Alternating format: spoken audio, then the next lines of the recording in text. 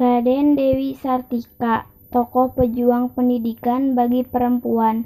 Sebelumnya, perkenalkan nama saya Widya Suti Nur Sukma dari kelas BDPM 2. Tonton video ini sampai selesai supaya kalian memahami biografi Raden Dewi Sartika yang sebenarnya.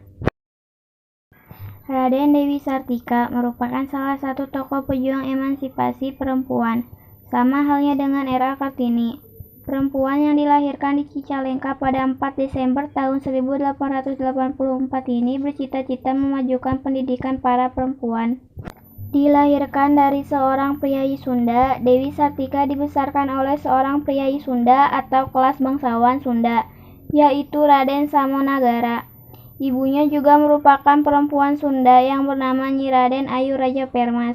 Kedua orang tua Dewi Sartika juga merupakan pejuang Indonesia yang menentang pemerintah Hindia Belanda. Dewi Sartika juga memiliki kemampuan berbahasa bahasa Belanda. Menginjak usia remaja, Dewi Sartika mulai mengajarkan baca dan tulis kepada warga sekitar. Hal inilah yang menjadi cikal bakal Dewi Sartika agar anak-anak perempuan memperoleh pendidikan yang sama. Mendirikan sekolah istri pada 16 Januari 1904. Dewi Sartika mulai mendirikan sekolah. Hal ini juga mendapat dukungan dari kakeknya, Raden Agung A. Martanegara, dan seorang inspektur kantor pengajaran, Den Hamer. Dewi Sartika berhasil mendirikan sebuah sekolah untuk kaum perempuan yang bernama Sekolah Istri. Ketika pertama kali dibuka, sekolah istri hanya memiliki 20 murid wanita.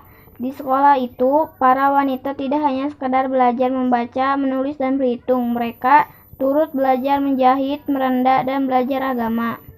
2 tahun setelah mendirikan sekolah istri, tepatnya pada tahun 1906, Dewi Sartika menikah dengan salah seorang guru di sekolah Karang Pemulang, yang menjadi sekolah latihan guru.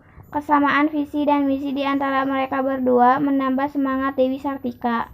Banyak wanita-wanita Sunda yang mengikuti langkah Dewi Sartika mendirikan sekolah 2 tahun setelah perpindahan sekolah keutamaan istri.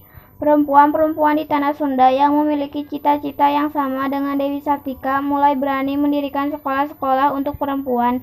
Hingga tahun 1912, jumlah sekolah istri mencapai 9 sekolah. Tidak hanya itu, banyaknya sekolah perempuan di Sunda memunculkan kembali ide untuk mendirikan organisasi.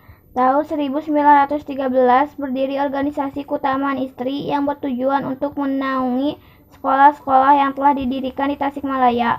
Organisasi ini sengaja dibentuk guna menyatukan sekolah-sekolah yang telah dibangun Dewi Sartika.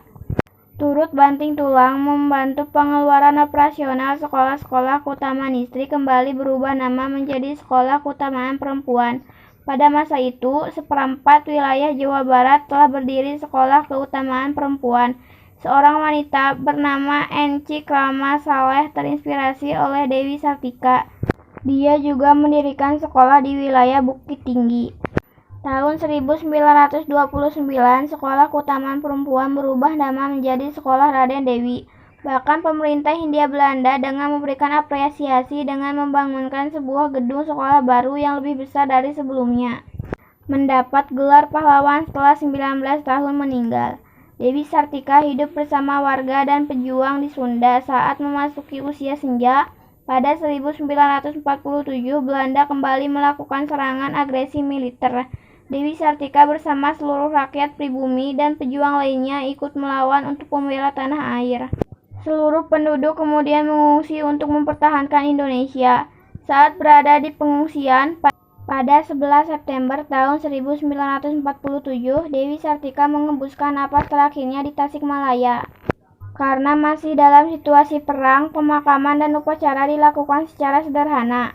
Pemakaman Cigagadon yang ada di Desa Rahayu, Kecamatan Cineam adalah makam dari Dewi Sartika.